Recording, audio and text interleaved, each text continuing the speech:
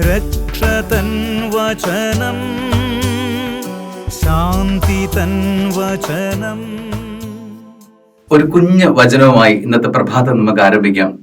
ലൂക്ക 2:8. ആ പ്രദേശത്തെ വയലുകളിൽ ആടുകളെ രാത്രി കാത്തുകൊണ്ടിരുന്ന ഇടയന്മാർ ഉണ്ടായിരുന്നു. കർത്താവിന്റെ ദൂതൻ അവരുടെ അടുത്തേക്ക് എത്തി. ക്രിസ്മസിന്റെ 1-ാം ദിനം, അതിനുവേണ്ടിയുള്ള ഒരുക്കങ്ങൾ നമ്മളെല്ലാവരും ആരംഭിച്ചു കഴിഞ്ഞു. ആട്ടിടയന്മാരെ നമുക്ക് ധ്യാനിക്കാം.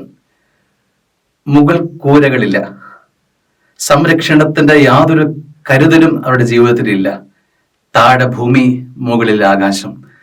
കൂരകൾക്ക് സംരക്ഷണത്തിന് പരിമിതികളുണ്ട് എന്നുള്ള തിരിച്ചറിവ് നമ്മുടെ ബോധ്യങ്ങളിലേക്ക് നയിക്കട്ടെ. സ്വർഗം നമ്മുടെ സംരക്ഷണം ഏറ്റെടുക്കട്ടെ. ആട്ടിടയന്മാർക്ക് സ്വർഗമാണ് സംരക്ഷണം. സ്നേഹമുള്ളവരെ, ഈ പ്രഭാതത്തിൽ സ്വർഗം നിന്റെ സംരക്ഷണം ഏറ്റെടുത്തിട്ടുണ്ട്. വിശ്വസിക്കാം.